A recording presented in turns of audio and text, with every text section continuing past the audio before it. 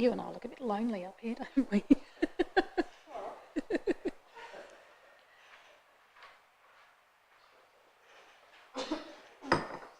to go. All right, good evening.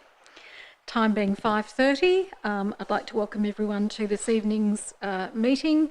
My name is Paula Reid, Mayor of Kingborough, and it is my pleasure to welcome everyone here on Monday the 7th of November 2022. Welcome to those in the public gallery this evening. It's a pleasure to have you here, and also to those people who are watching along at home via YouTube. Being 5:30 p.m, I now officially declare the meeting open. I wish to advise that council meetings are recorded and made publicly available on our website. In accordance with council's policy, I'll ask the General Manager to confirm that the recording has started. Confirm, Mayor. Thank you. I'd like to begin by acknowledging the traditional custodians of this land, pay my respects to elders past and present, and acknowledge today's Tasmanian Aboriginal community. Our attendees this evening are myself, Councillor Reid, Councillor Antoli, Councillor Bain, Councillor Cordova, Councillor Dean, Councillor Fox, Councillor Midgley and Councillor Richardson. From our staff this evening, we have the General Manager, Mr Arnold, the Chief Financial Officer, Mr Breen, Director of Engineering Services, Mr Reeve, Director of Governance, Recreation and Property Services, Mr Smee. Our Director of Environment Development and Community Services, Dr Fox, is just stuck in traffic and should be with us shortly. We also have our Manager Development Services, Ms Tyler Moore, our Media and Communications Advisor, Ms Adams, our Communications and Engagement Support Officer, Ms Klein, our Executive Assistant, Mrs Morton. We do have apologies this evening, and they were very sincere apologies. They are both unwell, from the Deputy Mayor, Councillor Gladewright, and also from Councillor Street. Before we do start the proceedings, I did just want to, as this is the first meeting of the new council, I just wanted to congratulate everybody on their election, and indeed congratulate everybody who stood at this election for the way that they represented themselves to the community. We have 6 continuing councillors and we have 4 new councillors, so I particularly like to welcome Councillor Antoli, Councillor Bain, Councillor Dean and Councillor Richardson to your very first meeting of the Kingborough Council. I hope that we can all work collectively together. I think there were some really good remarks made by candidates at the declaration of office last week, where we all talked about wanting to work together for the betterment of the community, and I think that's something that we all sincerely do hold, and I do hope that we can do so collaboratively and with representing our communities to the best that we possibly can. So congratulations and welcome, and we will hope that things go smoothly from here on, but importantly that we can really work for our community. So we are now on page 1, confirmation of minutes. The motion is that the minutes of the open session of council meeting number 20 held on the 17th of October 2022 be confirmed as a true record. I'm looking for a mover and a seconder, please. So move. Moved Councillor Fox, seconded Councillor Midgley. All those in favour? Against? The motion is carried. Workshops held since the last council meeting. We did not have a workshop last Monday evening. Declarations of interest. Does any councillor or any staff member have a declaration of interest? Councillor Cordova. Thank you, Mayor. I've got a declaration of interest for item 15.5, community grants, and I will be leaving the room for that one, recusing myself from the debate, and then also one in closed session relating to item 21.3, community awards. Thank you. Thank you very much. No other councillors? Mr Smee. Mayor, I also have a comment. Oh, sorry, beg your pardon, Councillor Midgley. Would like to state the community grants as well. The Blackmans Bay Progress Association did speak to me about that grant before applying. But you will not be leaving. But I won't be leaving the room. Thank you. And Mr Smee. Thank you, Mayor. I also wish to declare a conflict of interest in relation to item 15.5. The Woodbridge Cricket Club had a grant application. I'm a member of the grants assessment panel. I declared that interest and played no part in the assessment of that application. Thank you very much. We move now to page 2, transfer of agenda items. Are there any items on the agenda that a councillor would like to transfer from open into closed session or closed into open session? No, thank you. Questions without notice from the public. Does any member of the public wish to ask a question on notice? Without notice, sorry. Thank you. If you could just state your name and suburb for the record before you ask your question, please. Good afternoon. My name is Mel O'Keefe and I reside in Electrona. My first question tonight, could you please advise approximately how many GIS or Global Information System staff that are working with Kingborough Council? General Manager. Through you, Mayor, the answer to your question is that we have one staff member working in that field. Thank you. I appreciate that the local provision schedule is a draft only currently. Nonetheless, could you please advise the approximate number of properties proposed for LCZ and the total number of hectares? And if this information is not to hand, could it please be taken on notice? Having studied GIS myself at University of Tasmania, I estimate this will take a GIS officer 5 minutes to extract this information. Ms Tullamore, did you want to take that on notice? Yeah, we'll take that on notice. Yeah, thank you very much. Recognising that vegetation reduction is in conflict with LCZ, has any modelling been undertaken to assess the change in bushfire risk that will result from the proposed wide-scale rezoning to LCZ? Ms Tullamore. Through you, Mayor, specifically to bushfire risk, no, it hasn't. Thank you. Is Council familiar with the content of the, sorry, this is a mouthful, the Southern Fire Management Area Bushfire Risk Management Plan that was issued by the State Fire Management Council in January of 2021? Ms Tullamore. Through you, Mayor, I don't specifically, but we do have several staff who are involved specifically with bushfire matters, and I would be confident that they would be aware of it. Okay, thank you. The previously mentioned report contains a risk assessment, and within that are numerous areas of Kingborough that have been assessed as having an extreme fire risk with a consequence rating of major, which is one below the most severe, which is catastrophic. The majority of these areas have also been proposed for significant application of LCZ.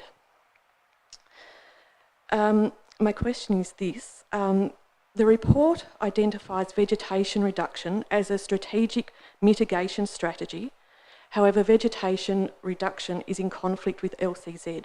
How does Council propose to mitigate the extreme bushfire risk to residents of these areas? Ms Tullamore. Through you, Mayor, bushfire is dealt with in the planning scheme only in two parts, really. It's dealt with if it's an application for subdivision or if it's a vulnerable use such as a hospital, and there are other uses listed in there. Otherwise, it's dealt with under the Building Act 2016, where it has requirements for bowel assessments. It needs an approval from TFS or a bushfire practitioner, and it includes things such as clearing of vegetation to protect the house or other methods such as firefighting equipment or setup, or also to do with the materials of a building or houses. It also has limitations about setbacks of outbuildings near to houses to try and reduce the risk. So all those BAL requirements are throughout the country. It's not limited to Tasmania, and that's where the bushfire assessments are undertaken. A planning permit wouldn't prohibit the implementation of a BAL assessment. Thank you. Given that the BAL ratings are a relatively new, requirement, how are properties that have existed prior to that requirement, how are they protected? Ms Tullamore. Through you, Mayor, that's up to the residents that own the dwellings. There's no retrospective requirement put on by the federal government that people have to then achieve a BAL. If a person is to modify their house, including change of use, or they do an extension as an example, then they will need to meet the BAL requirements for that. But there's not a retrospective requirement for them to do that. Thank you. Considering that properties can impact the fire risk to other properties, and I understand that council can issue an abatement notice to require neighbouring properties to reduce vegetation risk for the benefit of neighbouring properties. How is this managed in that you're saying that it is up to the property owner, however it's not always vegetation on the property owner's own land that puts them at risk? Ms Tyler Moore. Through you, Mayor, living in rural non-urban areas, in bush areas, any part of Australia, including Tasmania, comes with risk of bushfire. That's part of our natural environment, unfortunately, and it's a risk that needs to be taken. The BAL requirements are for the property themselves. There are occasions where a BAL requirement such as vegetation clearing can occur on the neighbouring property. It's something we discourage and is something that I would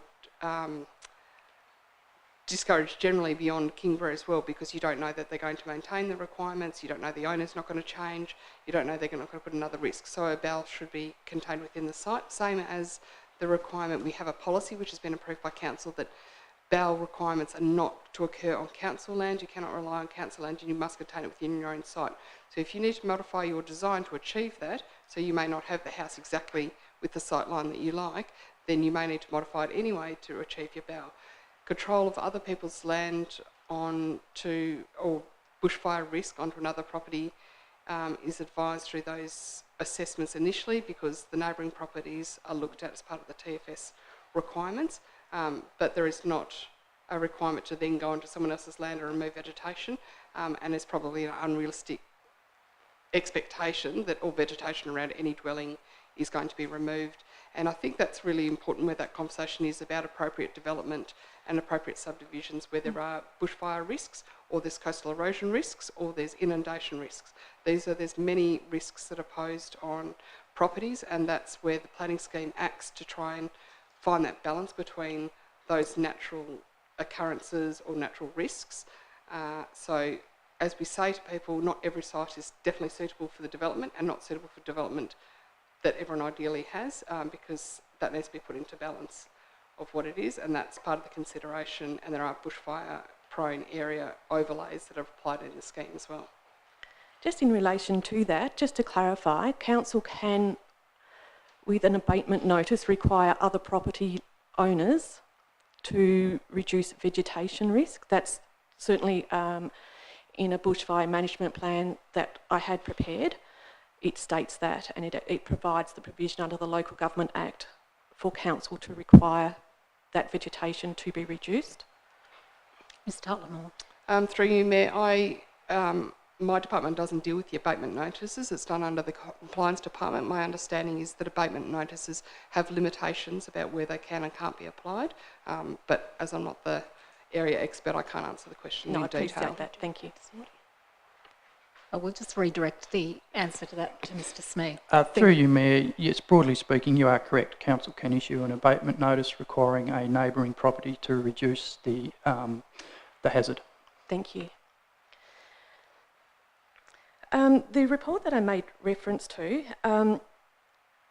wherein a number of areas within Kingborough have been assessed as having an extreme fire risk,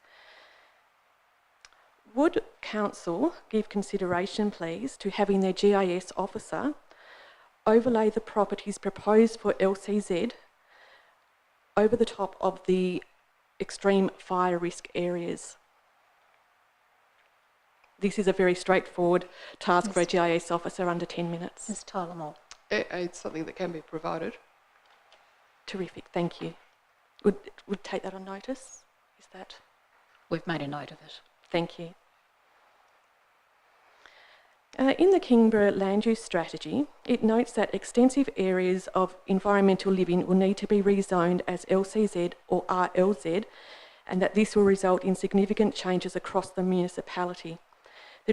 When the draft was endorsed in December of 2019, the councillor who moved the motion asked that staff speak to the matter because they did not feel professionally able to. And I have two questions in relation to this. To understand the LPS in its entirety, were 2 workshops of 90 minutes adequate to provide councillors with sufficient in-depth knowledge of the LPS, the significant zone changes and the impacts that they will bring in order to vote? And secondly, did Council undertake any measures to assess the councillors' depth of understanding of this complex matter before requiring them to vote? For example, any feedback forms, assessments or otherwise? Ms Tyler-Moore. Through you, Mayor, the workshop format the Council has allows an open discussion about the subject matter. So there was discussion certainly during those. In addition to that, there's always an offer, as we have just done with our recently elected members, to hold further discussions with them, either in a private session or a group session. That was offered. I can't recall, it was a long time ago now, Yes. about whether it did or didn't happen. So there were the two sessions. The councillors, if they don't feel comfortable, it's their responsibility to ask the questions. We certainly offer it. We don't expect elected members necessarily to be complete planning experts or to be able to know every detail. They do rely on officers' recommendations for that. If the councillors wish to have further workshops, which they will have workshops for two reasons. One, that it was a long time ago that we did the LPS draft, and secondly, we have a new council, so we will be running additional workshops for them to understand that. And insofar as your question about assessments of elected members' ability to understand or process or make a valid decision, that's not for myself to make any comment about what the process is and about that of councillors understanding any subject matter. Thank you. In the questions without notice, Ms Jo Langdon posed some questions that are at 10.2 of the meeting pack.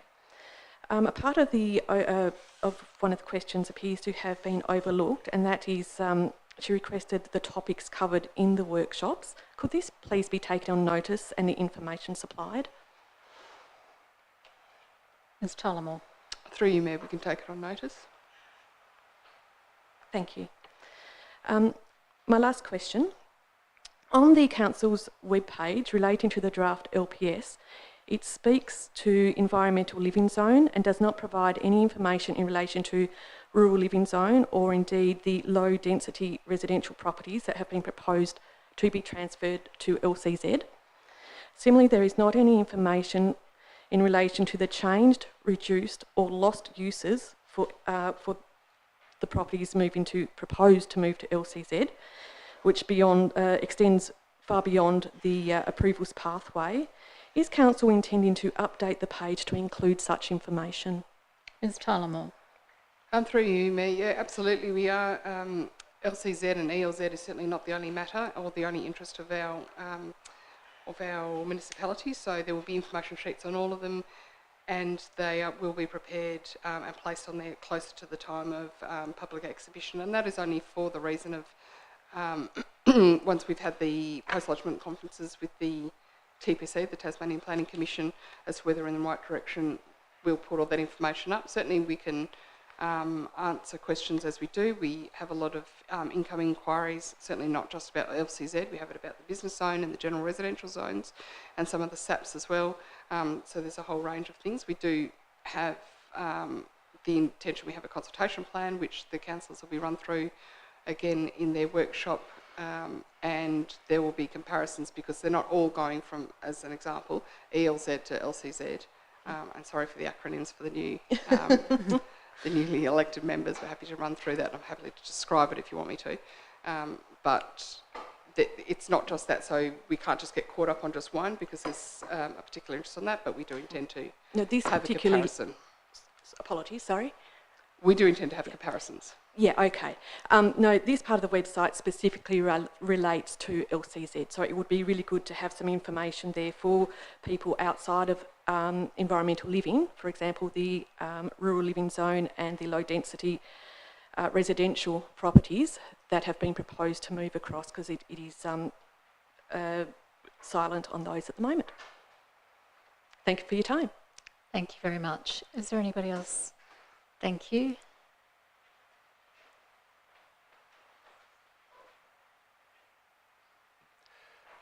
Thank you. I'd just like to note that the... Sorry, though I know who you are, are, sorry. could you please state your name and suburb?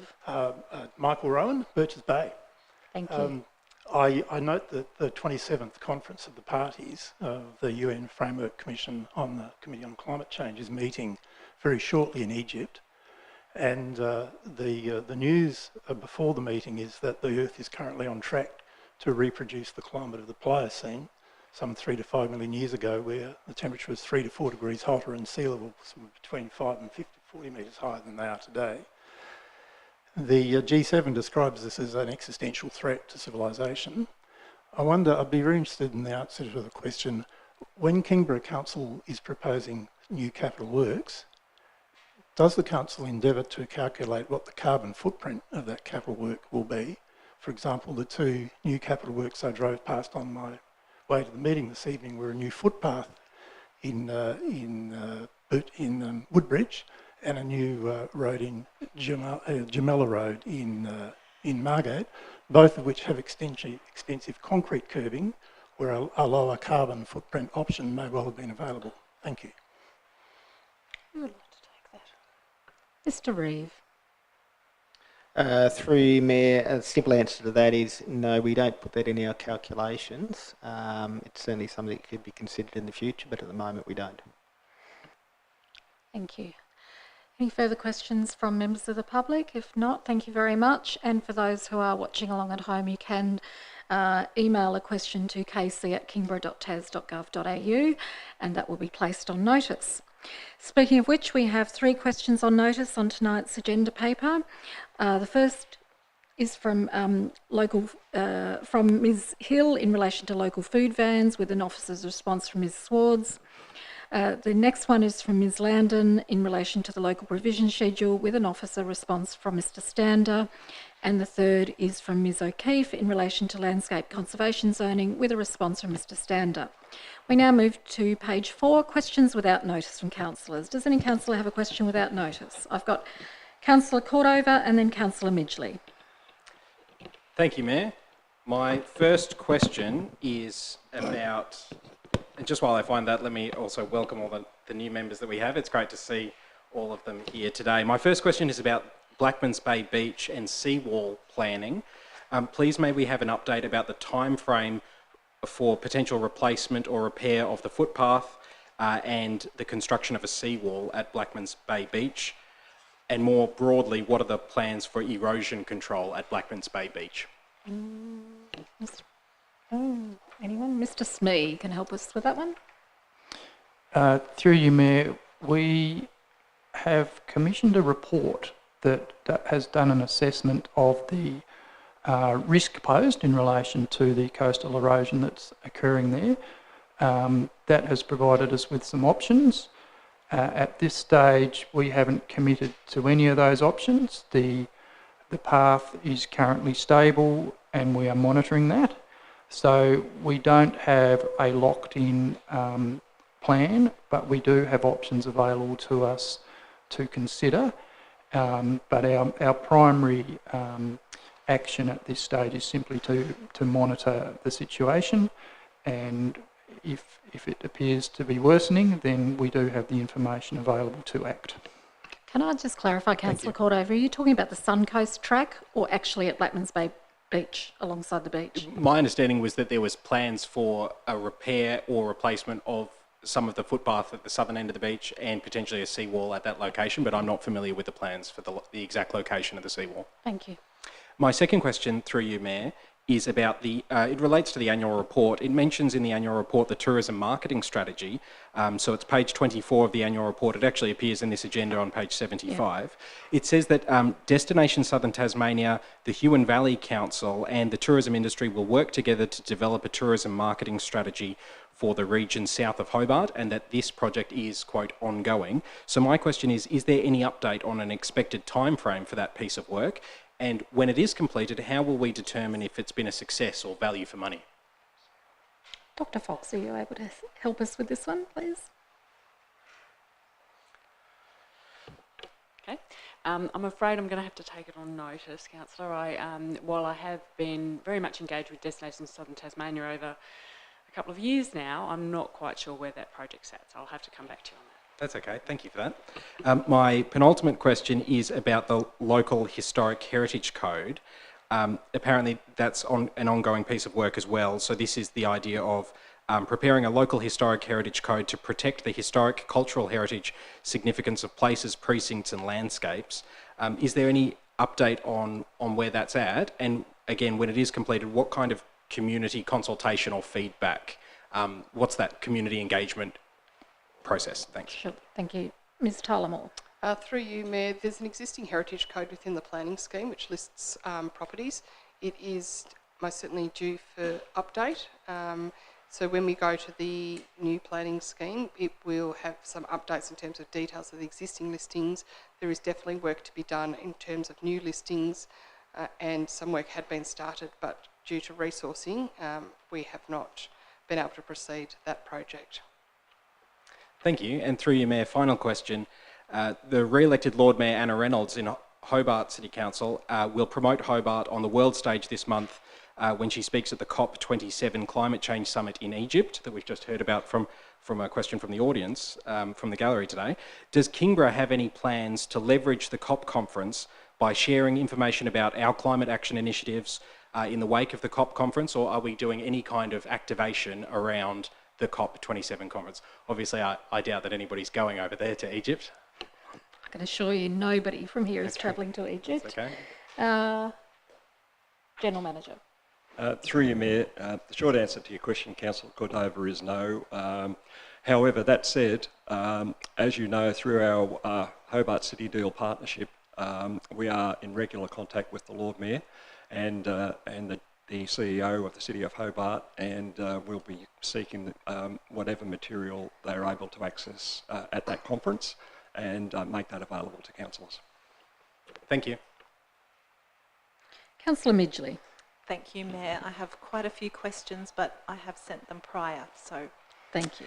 The first one relates to the Snug Hall. So there has been a number of maintenance matters that have been identified for the Snug Hall. Wondering if there is a plan, and in particular the items are the toilets are in need of painting, the glass and window frames on 3 sides of the hall are old and do not open.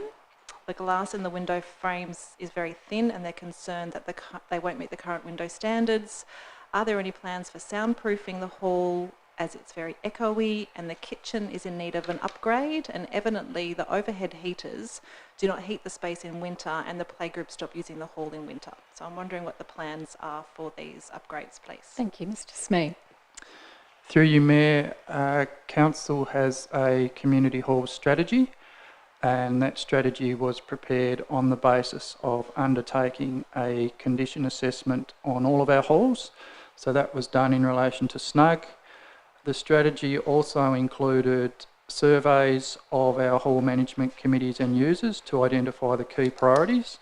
So in relation to Snug, the key priorities that came out were indeed the kitchen upgrade and the heating.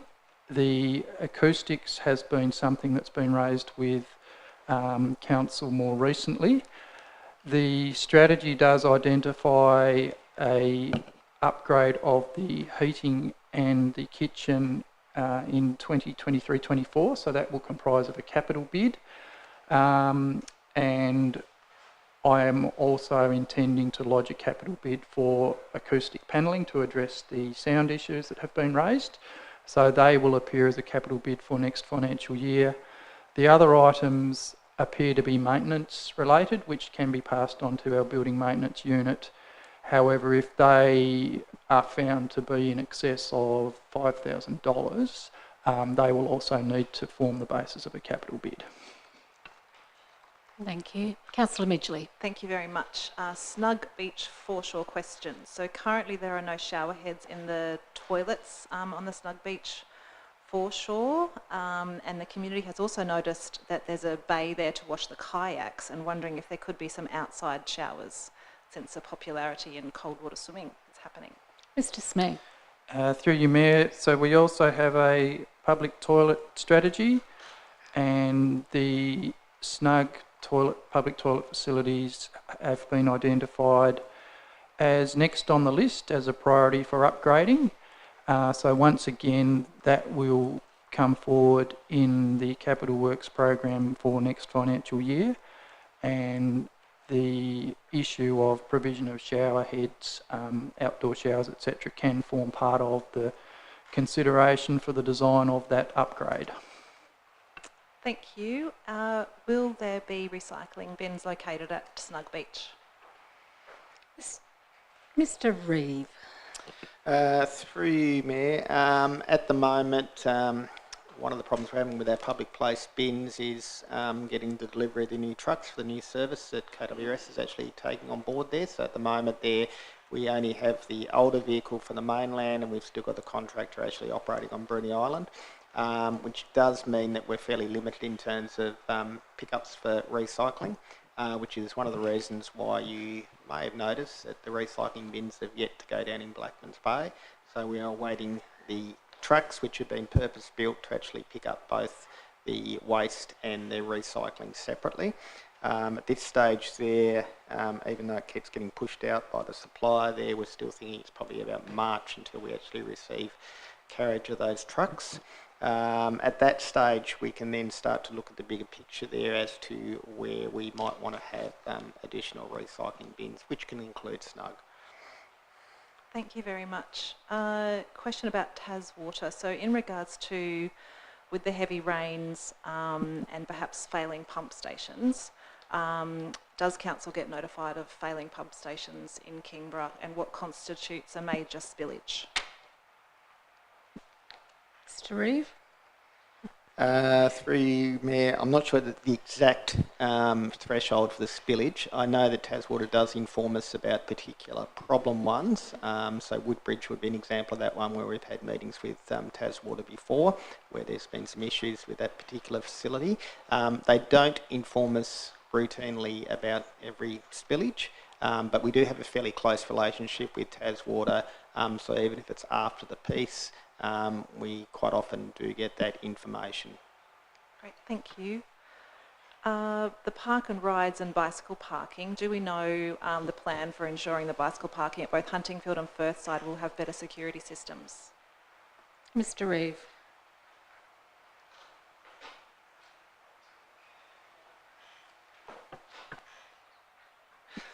Through you, Mayor, at this stage I'm unaware if Department of State Growth intend to actually improve what they've actually put there, bearing in mind it's fairly open and we rely on people to actually bring their own bike locks to actually obviously secure that. So for those who have got the more expensive bikes these days, it may not be as palatable for them to actually do that. But I have asked officers to actually query this with State Growth. Thank you very much. Couple of questions about the annual report. On page 37 of the annual report, and apologies I didn't send this prior, I noted there was going to be a climate report card, and I'm wondering if on page 37 of that, is that sort of a bit of a summary of that? Apologies, I didn't send that one through. It's maybe 60 something in the actual agenda. Yeah, that's what I'm just struggling Sorry. with. Yeah, I've got it electronically, 60, yes, sorry, I looked at it.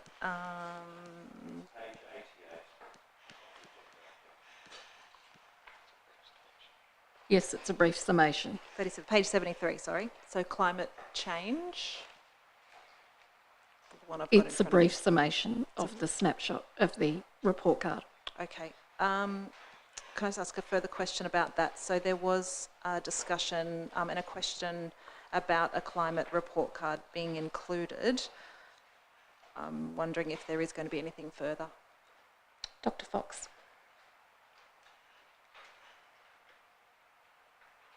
Thank you. My understanding is that officers at the moment are looking at a climate report card. They're looking at other jurisdictions to see what's been done and what we might do for Kingborough.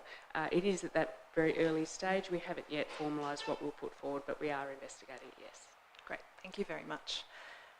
And sorry, I didn't write the page number down for this one, but it's 1.4.2 in regards to the actions. There was progress development alternative energy precinct for Beretta. I'm wondering if there's any further information regarding that.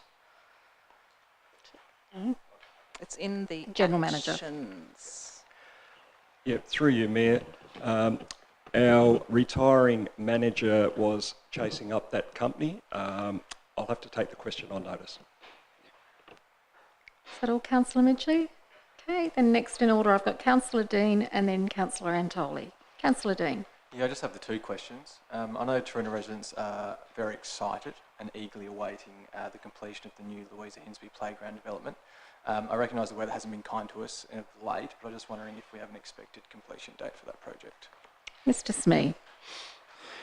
Through you, Mayor, I would hope, weather permitting, that within the month we could complete that work. Yeah. And my second question, on September 29, a joint letter was sent to Council signed by all 18 Kingborough sports clubs that are affected by Council's new sports ground user fees policy.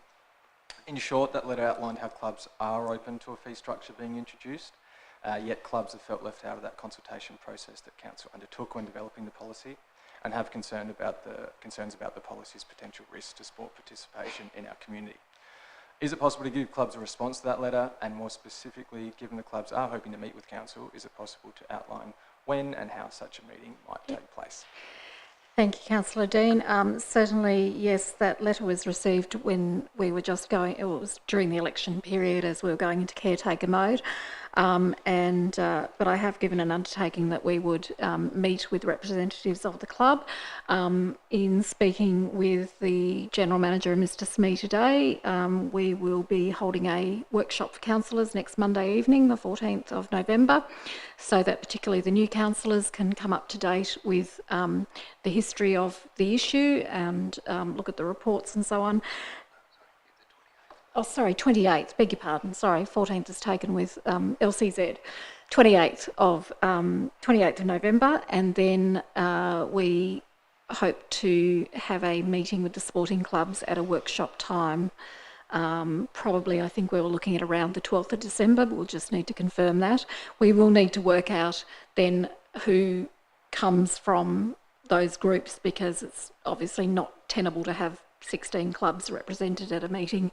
So we'll leave it up to those members to decide who will attend that. But certainly we would welcome the opportunity to sit down and listen to their concerns and see if we can work out a more workable way forward.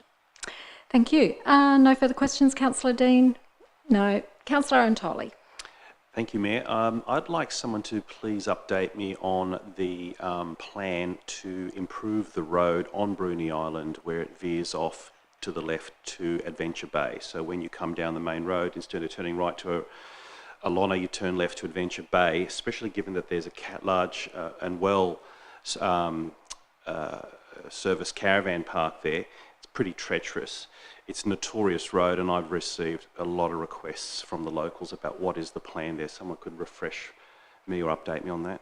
Mr Reeve, looks like he's got his thinking cap on there. Through you, Mayor, there's been a couple of projects that we've done over a couple of years down on Adventure Bay Road, so I don't know if there was some specific areas along that area that you were referring to. So part of the works we've actually done are in a couple of areas there where there's been some concerns with some slippage in the road, and also where we've done some localised widening as well at the same time. So at this stage there wasn't anything else that's actually in the 5-year plan, but happy to take on board if there's some particular locations there that people have actually raised. The feedback is that the road is exceptionally narrow around corners, especially with caravans. I noticed that even recently I was there with my family on a holiday with our caravan, and it was pretty hairy, and you get a good chiropractic treatment when you actually travel through that road, for anyone that's familiar, and there's a lot of complaints about that, especially given that there's a very popular caravan park there, and that you have to sort of come the opposite direction from some pretty big rigs that tend to swerve over onto your side because they're terrified going over the edge. Mr Reeve. Through you, Mayor. I mean, there will be some limitations there just due to the topography of that area there, and it has been assessed before in terms of all the various different bibs and bobs down through that road there and what can be done. But happy to have a look at it again and see whether or not there's any possibilities of doing any further work in some of the more narrow points along there. Could I be provided with some sort of a plan or an update or a timeline or a roadmap of what that there might be in terms of remediating that road? And secondly, are we entitled, given that it's a high traffic tourist area, to get any federal or state funding to assist us to upgrade it? Mr. Reeve. Through you, Mayor, in terms of funding, unlikely. There is grant funds that actually do come forward to council from time to time. So Roads to Recovery is an example of one. There's also been the local community funding as well that's been came through the COVID period. So they do come up every now and again, but to be blunt, they tend to actually be looking at sort of new projects as compared to existing projects. So it makes it a little bit difficult for those ones. In terms of a time frame, yes, we can certainly assess that and provide some information as to what, if any, works would be required in that area, and provide that back to council. But that one would need to go on the list with lots of the other work that we're actually doing at the moment Sure. as well. Thank you. Once I get that list, am I allowed to share that timeline with some of the local community leaders there, or is that considered some sort of commercial in confidence? Mr. Reeve. Through you, Mayor. No, certainly intending to actually answer your question, I'd be happy if that was a question that was put in the public open agenda, and I'm happy to actually provide a full answer to that question within that public open agenda, in which case I have no problems with you having that discussion with other people on the island. Thank you. Thanks, Mayor. Thank you for checking. It's always wise. I next have Councillor Bain and then Councillor Midgley again. Just have a couple of questions on some topics that came up during the council elections. First one is regarding pedestrian crossings at Margate and Snug. It was mentioned quite frequently. My understanding is this is a state government 2021 election commitment. So my question is, has council received any updates or had any discussions with State Growth regarding progress to date and possible timeframes for these projects? Mr. Reeve. Yeah, Mayor, we certainly have had discussions in the past with Department of State Growth, and it's one that we're actually following up with them at the moment as to whether there's any further progress from their side. We certainly agree that there is a couple of points in both those areas there that would actually benefit from having some better crossing points. Margate in particular gets very busy in peak times, very difficult to cross the road in particular areas there. We have looked in the past at actually trying to put an additional crossing down somewhere near the post office. Didn't really get the local community support for that at the time there, but it's certainly something that's we want to pursue in that area there to try and make it a little bit safer for people to access across that section of road. Thank you. Councillor Bain, further question? Yeah, my second question was, has council received any further updates regarding the bus shelter upgrade program that's being run by the Department of State Growth? So we did have a workshop about this some time ago, and that gave us an overview of the entire project. It's certainly been an extensive project, and it did have the Margate bus shelter at number 3 of a list of, I think there's something like 216 bus shelters that we have in the municipality, and I think there was about 80 to 90 of them that had been flagged for upgrade, and they've been assessed on a range of things. It was primarily to look at issues around accessibility of the bus stops and safety, but obviously shelter is one as well. There are some bus stops where there are issues in achieving what I would describe as Chair of the Access Committee as full accessibility because of telegraph poles or other geographical hazards.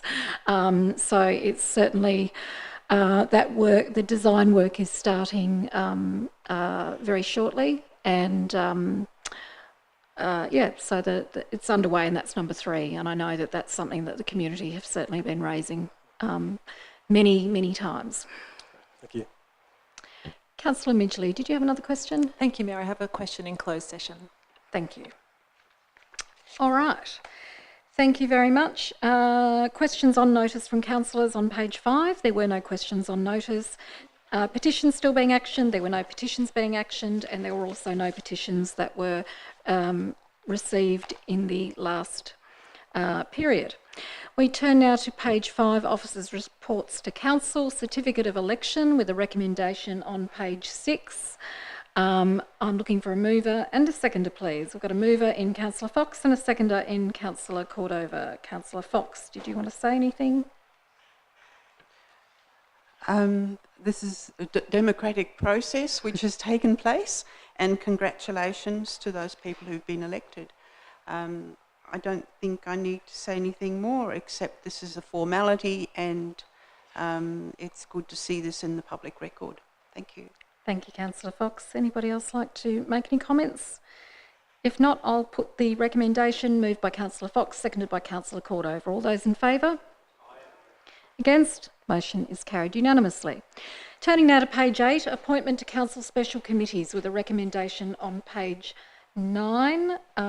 So I probably need somebody to move to discuss because we will need to just call for some nominations, so we don't have a recommendation at the moment. Councillor Midgley, you're moving to discuss, and Councillor Cordova is seconding that. So the motion is that the matter be discussed. All those in favour? Against? Motion is carried unanimously. So the way this is going to go, to hopefully make it as seamless as possible, we have a number of committees that need to be filled following the election. There is a list in the recommendations at page 9. So that we have indicated at A, B, and C that the general rule of thumb is that it is the mayor that is the representative for those 3 bodies. So if everyone is happy with that, we are looking for proxies though. So I'm going to take them one by one. Do we have... Mayor, can I just ask a question? Yes. Because we have 2 councillors not here, Yep. have we checked? Yep. We have. I was just about to say that. Councillor Street has indicated he does not wish to nominate for any committees, but I have some nominations from Councillor Gladewright. So if I can start with the Local Government Association, we're looking for a proxy there, and Councillor Gladewright has indicated that she would like to put herself forward as my proxy in the event that I'm unable to attend that. Are there any other nominations for that position? No? Okay. All right. So we don't need an election for that. Mayor, I have a question. Yes. It doesn't state in this document that the appointments are for 2 years only. General Manager. Yep. Through you, Mayor, Councillor Fox, you may recall that following the 2018 elections, we had a very similar report to this because I wrote it. At that particular meeting, the councillor that moved, after the discussion, the councillor that moved the recommendation added that the appointments be for a 2-year term. The thinking at that time was that that would enable a mid-term of office reconsideration, given that we now know historically sometimes there are resignations, movements, etc. And therefore in December of 2020 I put a similar report up. Some appointments were confirmed, some were changed. It's entirely up to the council. Okay, I'm now confused because are the appointments we're doing now, are they for 4 years or for 2 years? Because it hasn't actually answered Councillor Fox's question. Through you, Mayor, sorry if I haven't provided the clarity. Let me be clear that it would be my recommendation and suggestion to council that the appointments be for 2 years, and that mid-term I put a similar report up so that you can again go through this similar process. So we would require an amendment to the recommendation that's here then to say that the council resolves to appoint councillors to special committees of council and external organisations for a period of 2 years as follows. Okay, so they're 2-year appointments. If we can move to, if there are no further questions, we'll keep going through so that we can get through this and on to other business. Taswater, myself as the nominee, and I'm looking for a proxy. Councillor Gladewright has indicated that she would be happy to be the Taswater proxy as well, unless I have any other nominations. Councillor Fox? Yes, I would be interested. Okay. Are there any other nominations for the Taswater proxy? Okay, so a ballot will be required for that one. We'll do that now. So your choices are Councillor Fox or Councillor Gladewright. And she's in the unfortunate position of not being able to vote for herself here. In that case, I won't vote for myself either, just to balance it out. Well, there is nothing that you need. I mean, you don't feel obliged to. That's a very generous offer, but thank you. Could I have a voting paper, please? Thank you.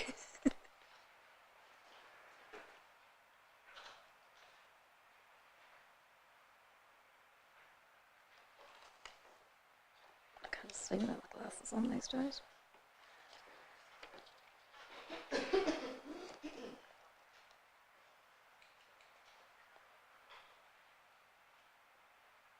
These are the easiest ballot papers you ever get to fill out. It's not like a Senate ballot paper. I'll just wait while Mr. Smee always gets the job of acting as the returning officer for this. Yes, General Manager.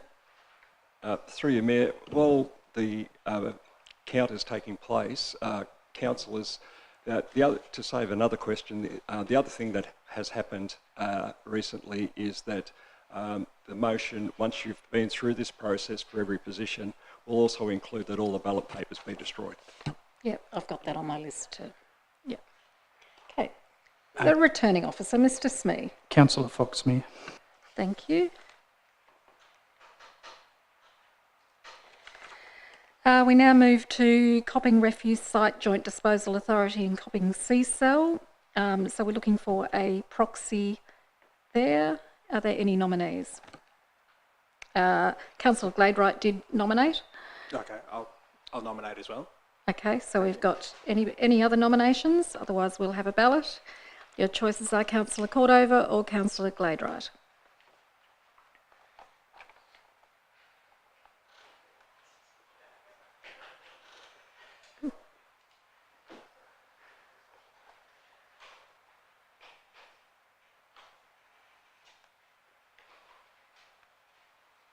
Thank you.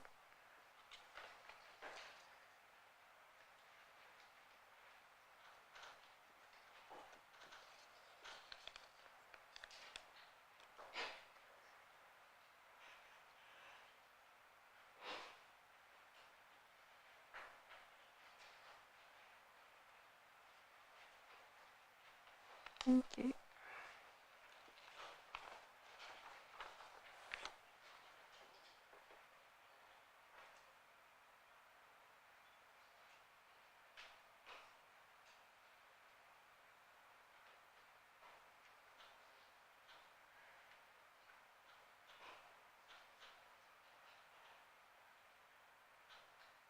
It's not quite as exciting as the lottery numbers being drawn, is it? Maltesers. A tied vote. We had a feeling this might happen this evening because we've got even numbers.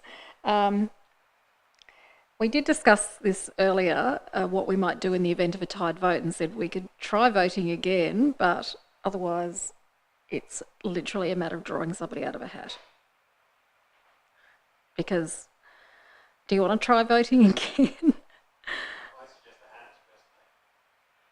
I mean... Is it possible to have two representatives? No, because we also have the General Manager as a proxy.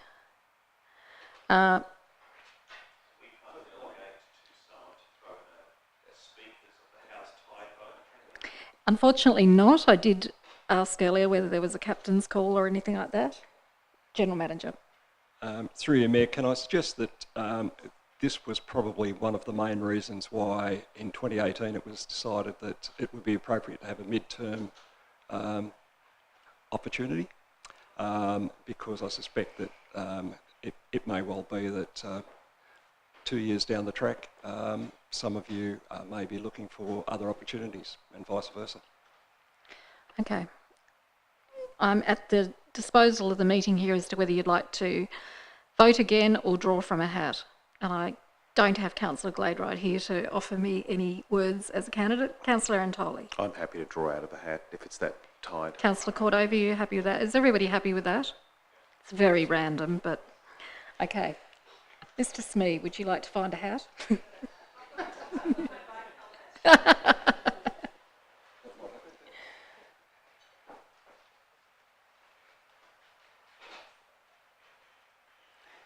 This is like when you draw a raffle at a community event and one person in the room likes you for drawing them out and the other people don't because you didn't draw them as the winners.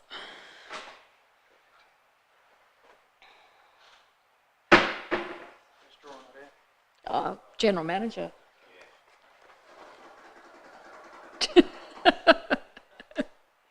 Councillor Cordova. Councillor Cordova. Thank you very much. We move on to the Kingborough Advisory Committee. So I'm going to take these separately. So looking for a chair, I would like to nominate myself to continue to chair that. I've been the chair for 6 or 7 years. Are there any other nominees for chair? I won't be offended. Thank you. I'm looking for a nominee for Deputy Chair of the Advisory Committee, please. It's a wonderful committee. Councillor Fox? I've done it for 20 years, but I'll be your deputy if Thank you need you. one. That would be lovely. Thank you. No other nominees? We have a wonderful group of people on that committee. Okay, Kingborough Bicycle Advisory Committee, looking for nominees for chair. Councillor Midgley nominating. Any further nominees for that? No. Thank you, Councillor Midgley. And I'm looking for a deputy chair of the Bike Committee. Nominees, please. I've got Councillor Dean. Any other nominees? No. Councillor Dean. Thank you very much. Channel Heritage Museum. Do I have a nominee for the Channel Heritage Museum? Councillor Antoli. Nominating yourself? Yep. Any further nominees? Thank you, Councillor Antoli. Cycling South. Councillor Midgley. Any other nominees? No. Councillor Midgley. Thank you. Kingborough Community Enterprise Centre. I've got... Just a question. Yes. Mayor. Was there any information about when the regular meetings for that organisation... I did note the email that had all the other ones, but I just didn't see when the regular meetings for the Enterprise Centre are. I've not ever been on it, so I couldn't tell you. Our last representative was Councillor Bastone, and she's not Councillor here. Bastone, yeah. Yeah. I couldn't find and it the one online. before that was Councillor Chatterton. So I think it's a daytime thing. And we assume bi-monthly or quarterly. It wouldn't be more regularly than that, would it? Yeah. So I do. I've got a feeling it's monthly. I think it's monthly. Yeah. Okay. So Councillor Gladeroyd has indicated a desire to be on that. Are there other nominations? No. All right. Councillor Gladeroyd. Kingborough Community Safety Committee. So first of all, I'm looking for a chair. Councillor Gladeroyd has indicated she would like to nominate for the chair of that. Are there any other nominations for chair? No. Okay, Councillor Gladeroyd. And then I'm looking for nominations for deputy chair. Councillor Bain. Are there any other nominations? No. Thank you, Councillor Bain. Audit panel. I'm looking for two. So the audit panel has an independent chair. So just to clarify, so we're looking for two councillors for the audit panel. Councillor Antoli. Oh, we're going to have a few here, I think. Councillor Antoli, Councillor Fox, Councillor Bain, and Councillor Gladeroyd has also indicated. So we will need to seek an election for that. That's thought it'd be complicated.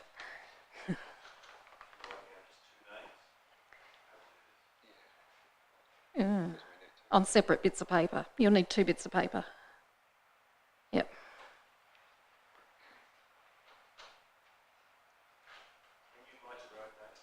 Yes. And please reiterate who are the four that are standing. So, Councillor Antoli, Councillor Fox, Councillor Bain and Councillor Gladewright. Thanks.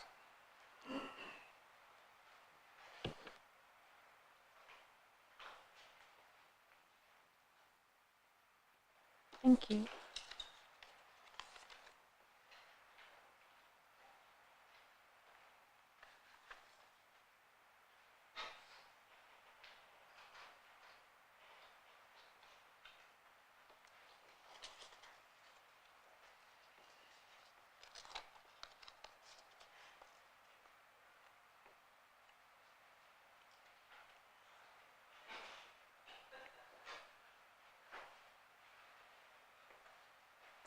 While they're being counted, we might move along to the Tasmanian Polar Network. Are there any nominations for that? We just need one representative.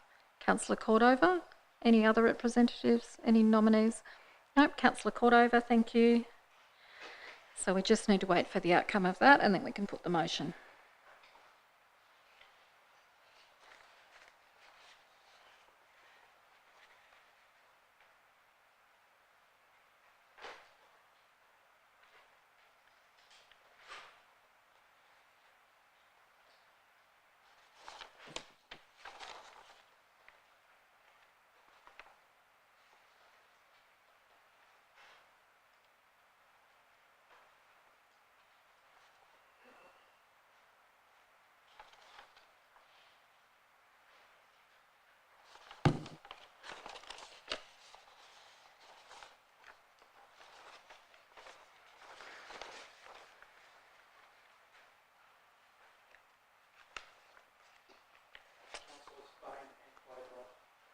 Congratulations. Thank you, Councillors Bain and Gladewright. Thank you to everyone who has nominated for committees. I now am looking for a recommendation. I'm just going to go through, so I'll be looking for a mover and a seconder for the recommendation, and I'll run through so we're all clear. For Local Government Association, it's myself and Councillor Gladewright. Taswater, myself and Councillor Fox, with the General Manager as a proxy. Copping Refuse Site Joint Disposal Authority and Copping Seacell, myself and Councillor Cordova, with the General Manager as a proxy.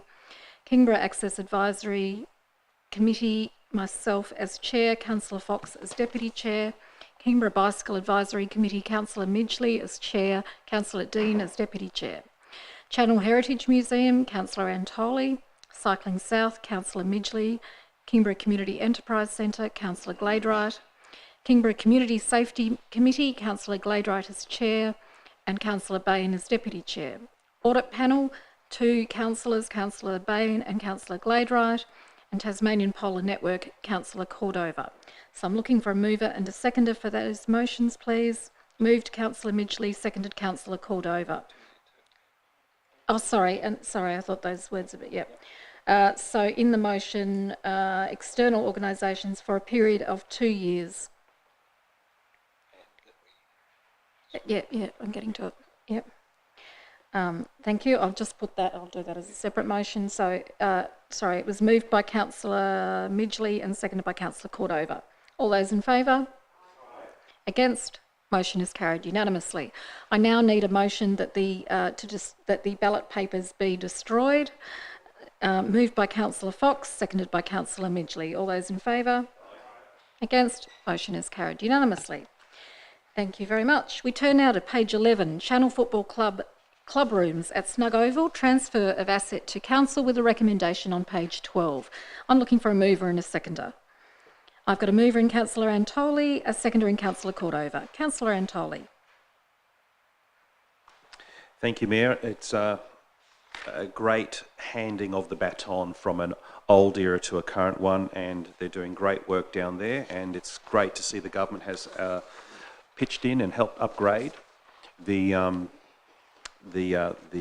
facilities, so yeah, heartily recommend it. It's very generous of the Channel Football Club to offer it, and I highly recommend it. They're doing great work for the youth.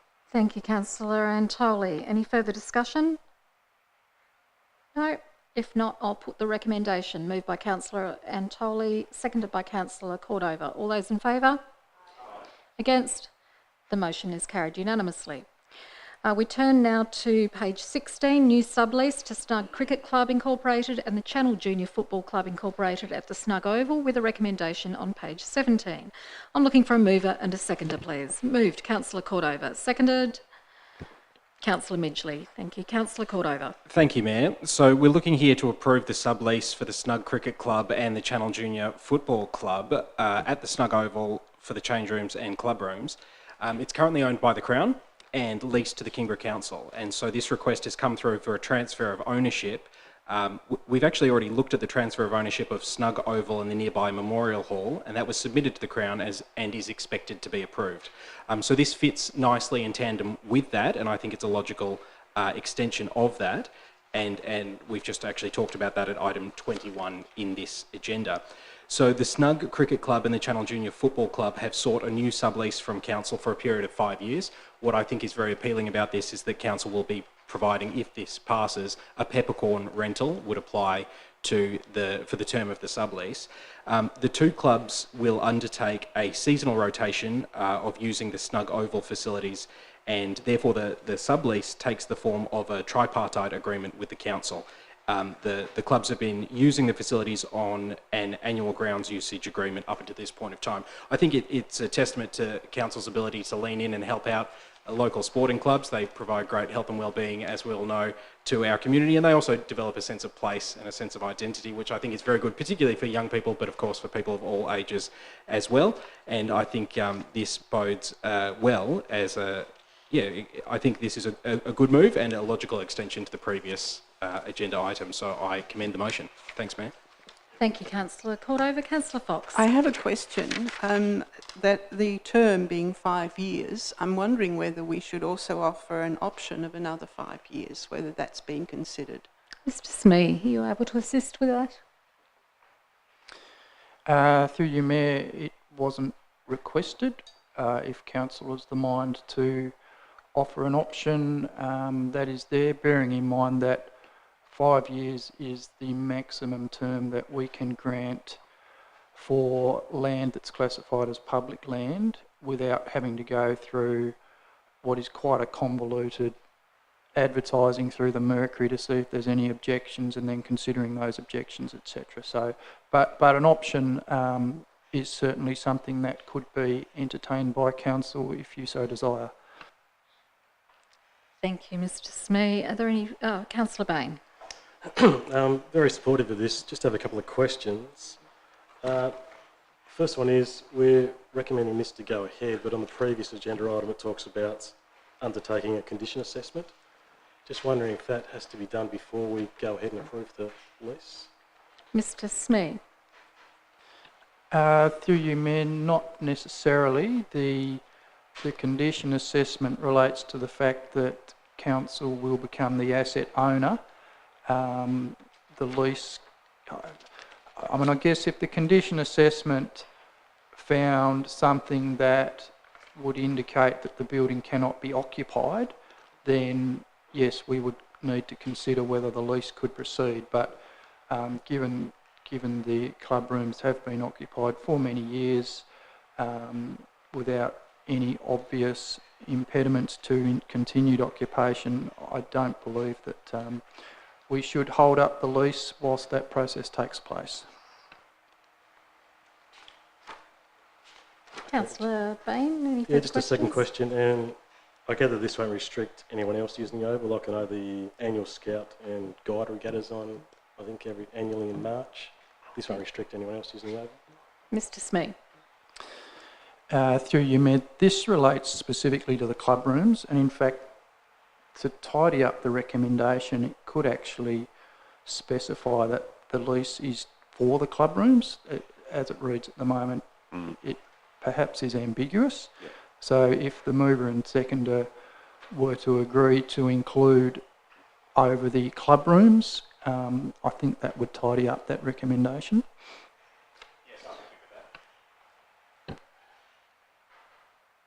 So Councillor Cordova, you're happy. Councillor Midgley, as the seconder, are you happy?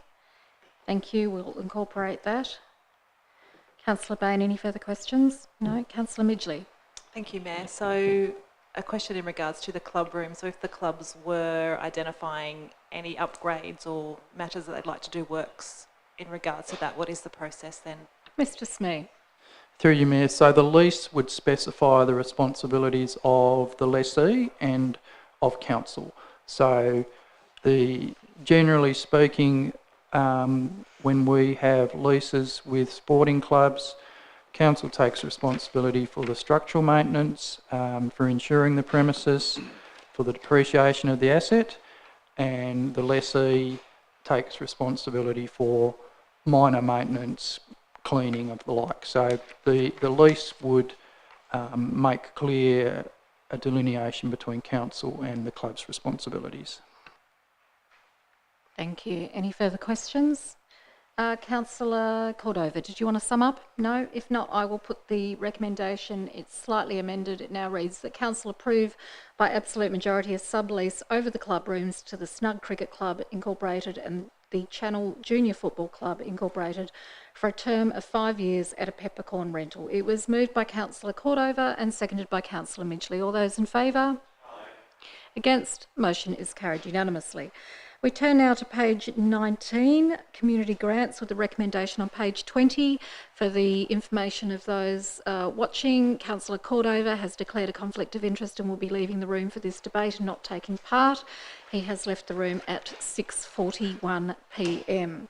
I am looking for a mover and a seconder for the motion on page 20. I have a mover in Councillor Midgley and a seconder in Councillor Fox. Councillor Midgley. Thank you, Mayor. The community grant program is a fantastic program of council and has been going for many years, and there's been many changes in regards to how the grants have been provided and different amounts over the years for new councillors. It is a really important part of the community so people can apply for, noting that some of the new parts of the community grants are the quick response grants and the event support established events and the event support new major events. They're a new part of this community grant scheme, and I thank all the people that have put in the effort to apply, because it is a bit of a process of bringing different members of the community together. And as I declared, I had a conflict of interest, or I had the members of the Blackmans Bay Progress Community Association just let me know that the grant that they were applying for, but no other details really in regards to that. So as we can see the list on my page is different to everyone else's, I think, it's 27. From Adventure Bay Hall Committee, Friends of the Kingston Library for the Story Walk project in Kingston, Woodbridge Cricket Club, the Edible Garden Trail by the Blackmans Bay Community Association. And anyone knows who I love gardening, it's probably why they contacted me about that one. And then the established events, we have a number of grants there. You missed out Stitching and Beyond. So I didn't read them all. I didn't think I'm to read all of them. Noting that the Kingborough Gymnastics, the Tasmania Senior State Championships is a very worthwhile event, but it isn't recommended, doesn't form part of our grant guidelines, and we now have a new major event. And I guess my question around that one is, it's called a Hobart Model Train Show. Will they call it the Kingston Model Train Show when it comes to Kingborough? I did have that thought as well. Dr. Fox. We can certainly ask that they do that. So the event has been running in Glenorchy for a number of years, and they're bringing it to Kingborough.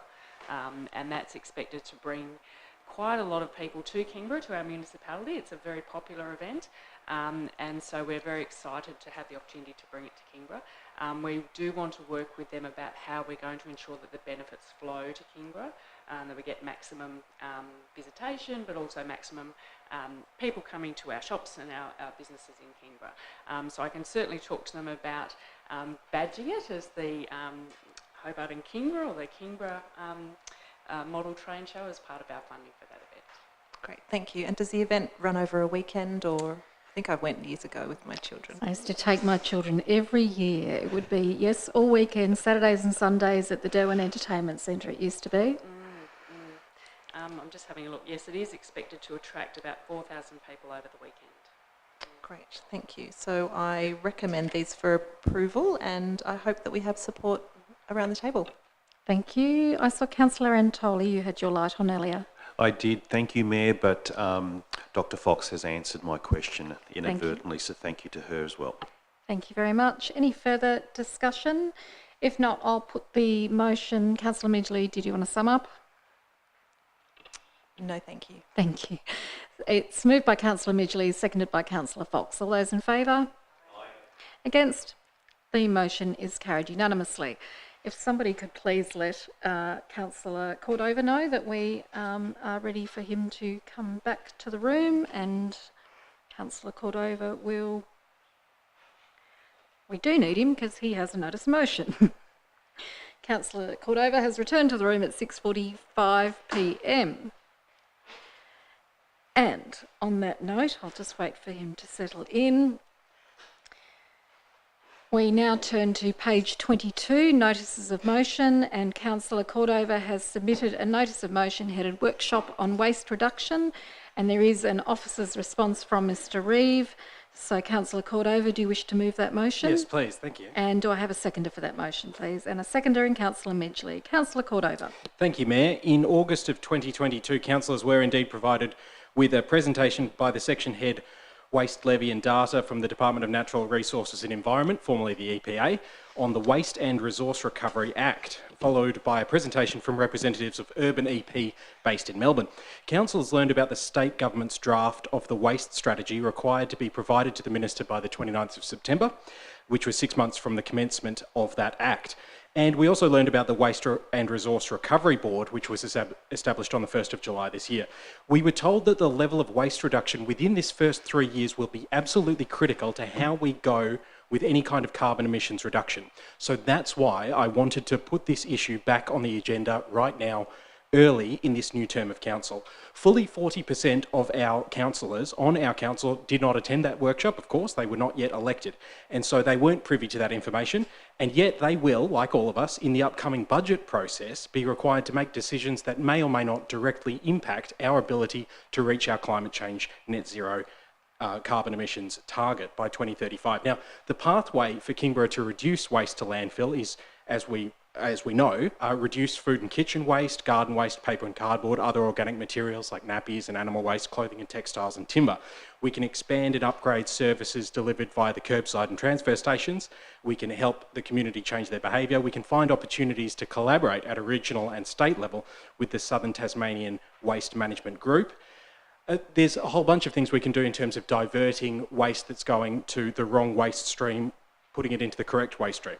But to achieve all of this, the councillors actually need a clear-eyed view of what this is all about. We all need to be on the same page. We need to know about that 35-page Kingborough Council Waste Avoidance and Reduction paper that 6 of the councillors know about, but 4 do not. We need to know about the relationship between the climate change plan that Kingborough Council has and the 2017 Waste Management Strategy submission to Kingborough Council that was provided by MRA Consulting. Councillors need to know about Urban EP's work and specific milestones. And as councillors, we all need to have oversight to ensure that this work stays on track and is appropriately resourced. So we need to know if that state government draft waste strategy was indeed presented to the Minister. We need to know if it was indeed shown to the public beforehand, as was the intention.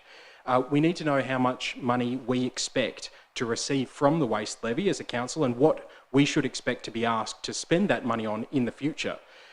Will that money, like with other pools of money, will it be left to accumulate for a certain amount of time before being spent? If that's the case, how long will that take, and how much money will we allow to accumulate from the waste levy before we start spending it? These are some of the things that a workshop will be able to identify. In my opinion, more important than the nuts and bolts of the state government and the regional body, that Southern Tasmanian Waste Management Group, more important than those initiatives, what I'd like out of a workshop early in this new term is to alert councillors on this council to our specific initiatives and what are the funding requirements that we expect. What are the elements that are currently funded and for how long are they funded? Should we expect funding requests in order to progress this work at budget time? If so, let's make those expectations clear now so that there won't be any kind of sticker shock or any kind of expectation management issues, so that all councillors, when we get to budget time, we actually know what's going on with waste. Because fundamentally, 93% of all Kingborough Council's carbon emission equivalent is coming from waste to landfill. So that's a really key piece of the puzzle. For us to meet our net zero emissions target by 2035, we actually have to tackle waste. It's the single biggest piece of the puzzle, and I think all councillors would benefit from knowing about that and knowing what council's already doing and what the councillors, will be asked of when it comes to budget time in order to achieve that meaningful climate action. So the workshop in August of 2022 was useful, but now we have nearly half of the councillors are new, and the workshop last time did not tell us how much money the council is expected to pay in order to achieve our targets. How much do we need to invest, by when, which elements are currently funded, and for how long? These are the kinds of information that a workshop could tell us. Last time the workshop didn't tell us what those budget expectations will be, and I think going around the table now, if we were to hold the budget workshop tomorrow, what would we actually expect to spend on waste? Would it be 10,000? Would it be $1 million? Would it be nothing? We actually don't yet know, and that's, I think, what a workshop could achieve, or what I hope a workshop to achieve. So I really hope that I've made clear the fact that this won't necessarily be a duplication of what the 6 of us councillors who are incumbents already know, but it may very well cover some of that ground. But most importantly, it's about putting this issue firmly on the agenda at the early part of council. Thanks. Thank you, Councillor Cordova. Are there any further speakers on the motion? Can I just, while you're thinking about whether you want to speak, just say that probably I appreciate the intent of the motion.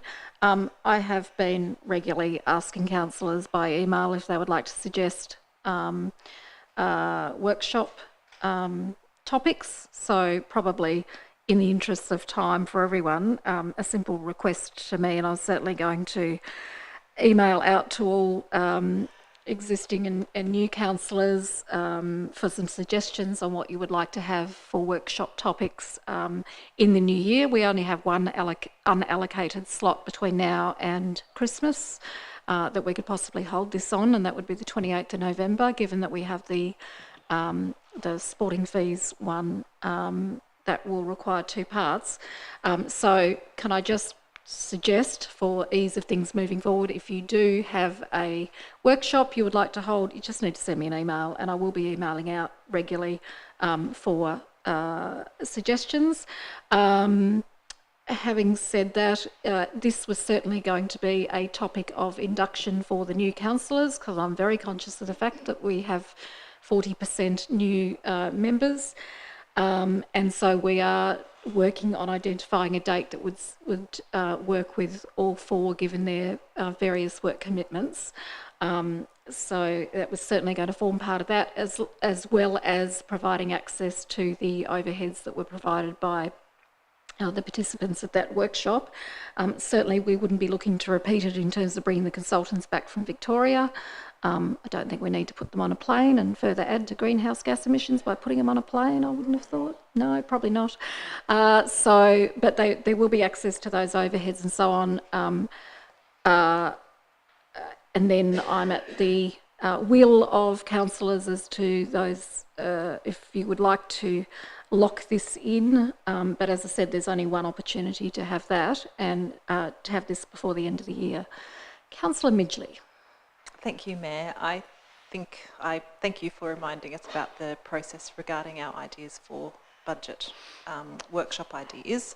I do support this. It is important to have in time for budget deliberations, which I understand are happening from different committees and things like that. So it is important that councillors are briefed of the full picture, noting that we do have a zero emissions net target. But in regards to when we do send you emails for your requests about workshops, what's the accountability in regards to that? Like, do we get to see what other councillors put forward, and is there a list, or like, do we see what gets ticked off and things like that? I'm just wondering the process. Last time I only had 2 responses. It wasn't an overwhelming number of responses. There were only 2. My long list. and we accommodated as many of those as we could in the period of time that we had left of that council before we went into caretaker mode. So certainly it's something that we would discuss with General Manager. I mean, we've got to have a workshop that's relevant to the work that council does, not just a workshop for the sake of having a workshop on a topic that is your passion, because if we did that, we'd be talking about cats, for example, every week, even though that is work of council, cat management. But, you know, we need to keep focused. We only have so many workshops that we can accommodate, so we need to be using that time wisely. It's not only our time, but the time of our staff as well in preparing for those workshops and being back at the end of the day to present them as well. Okay, So I've just, got council. Sorry, one further question on that in regards to, it's getting a bit off the motion. You can call point of order if you wish. But say, for example, that if it didn't, if there was a workshop or perhaps a discussion around, say, cycling, one of my favourite things, from like Bicycle Network or Mary McFarlane, that like wouldn't be a workshop necessarily, could then there be other topics of interest if we invite special guests? Or is that a motion for another thing? We have done that in the past. I'm trying to think of examples. Perhaps like the last time we had a group in, it would have been to do with the Twin Ovals. We've had, when we did the Surf Life Saving Club DA, we had presentations on that. So we do from time to time obviously invite external parties in, but once again it's got to be relevant to our decision making and all the work of council, and be able to be held in a way that doesn't unduly cause additional work for our staff. So, yeah, thank you. I then had Councillor Antoli and then Councillor Bain. Councillor Antoli. Thank you, Mayor. Thank you to Councillor Cordova for his enthusiasm. For me, I'm quite persuaded by the Director of Engineering's response, by the work that's already been put into it, and also by what you said, Mayor, a moment ago, that we have only a limited number of workshops ahead and there's a lot of work ahead. So I personally feel this is too much looking in the rear view mirror instead of forward, so it's of no particular interest to myself. Thank you, Councillor Antoli. Councillor Bain. Thank you, Mayor. Just a question. If this motion goes ahead, are we committing to having this workshop before Christmas, or are we committing to putting this on a list of potential workshops? General Manager. Through you, Mayor. Councillor Bain, we tentatively have run out of workshop spaces between now and the end of the year. At the moment, we have a workshop scheduled for the 14th to discuss the landscape conservation zone. On the 28th, we were going to discuss sports user fees, and on the 14th of December, we were going to follow the 28th workshop by inviting in some of the user groups. Look, it's always a juggling act with workshops, and we're nearing the end of a calendar year. Further questions, Councillor Bain? Perhaps if I can just add to a comment that Councillor Midgley made about needing to be informed ahead of the budget deliberations. We're well off having our first budget workshop, so there's no urgency to have this prior to Christmas. Whilst we start to provide items before the end of the year for capital projects, the sort of recurrent funding projects, we generally get asked in about January, February to put items forward. Then they are discussed at our half-day budget workshops in around March. So there is no urgency to have this prior to the end of the year, just so that you can be aware of that. Councillor Dean. Just a question. Are we able to access the non-councillors who weren't present, the recording as well as the overheads that you mentioned previously? Not the recording, because that recording was for a previous council, but certainly all the overheads will be provided. Okay, so Councillor Cordova, did you want to sum up? Oh, sorry, I think... Oh, sorry, Councillor Fox, I didn't realise you had your light on. I'm just mindful of the fact that this is part of the climate change issue, and that we've lost Mr. Dool, who has retired. I don't think he's been replaced yet, but when Liz Quinn took over straight away on Mr. Dool's retirement. I would think that maybe the bigger picture of climate change coming from her might be a better topic, and that would also include waste reduction, but it's such a broad issue. It's not just one thing. There are so many things that we're doing, and that council's leading the way in, and it needs to be communicated to the community. So I feel this is only part of that picture. Yeah. Thank you, Councillor Fox. Certainly, workshops aren't an opportunity to communicate to the community because they're internal. The discussions are internally focused, but we do, for example, report in our annual report that we've just noted tonight about the achievements in relation to climate change area and all the different things that we are undertaking. And I think we should be very proud of the fact that we are very much leading the way and have been for some time, and that is largely to the credit of Mr. Dool, who was a very early adopter and believer in climate change and is recognised for having done significant work. So, yeah, thank you. Councillor Cordova, did you want to sum up? Thank you, Mayor. I think it's been a robust debate and a good one. As we kind of talked about, we need to really figure out whether Council's waste avoidance and reduction program is just chugging along. Is it a set and forget kind of thing, in which case that's fine? Or if there are asks that will emerge at budget time, then councillors really need to be across this issue. And the overhead slides really actually don't cut it. They're basically just, you know, speaking points, dot points. They actually have no context, and they really don't make sense unless you have somebody talk you through it. If there was a budget workshop tomorrow, is there an expectation that councillors will need to make decisions relating to actually funding waste reduction and avoidance? If so, what are they, how much and when? I reiterate the debates around the table that actually it does not need to happen before Christmas, of course. It just needs to happen before the budget, so it needs to happen probably before March, April of next year. This will give an opportunity to both new and returned councillors a clear view of what decisions they will likely be called upon to make with respect to waste reduction in terms of budgeting. And importantly, the reason why I brought it to the council is that this, rather than just sending an email to the mayor, which I do appreciate I could have done, is because I want to make it clear to the community and give the community confidence that this council takes waste reduction seriously and reaffirm our commitment as a council in the public eye to meeting our council's widely publicised climate action targets. And I do take Councillor Fox's point that it's a broad issue, but taking, for example, the streetlights, which we switched out to LEDs, that was 1.6% of our carbon emissions, whereas 93% of our carbon emissions is waste to landfill. So that's why this is a topic of discussion. That's why this needs to have a workshop. And that's why I really want to progress this early in our term of council to show the community that we mean business when it comes to waste reduction. Thank you. Thank you, Councillor Cordova. I'm going to put the motion now, moved by Councillor Cordova, seconded by Councillor Midgley. All those in favour? Aye. Against? Okay, a show of hands is required. All those in favour is Councillors Fox, Cordova, Dean and Midgley.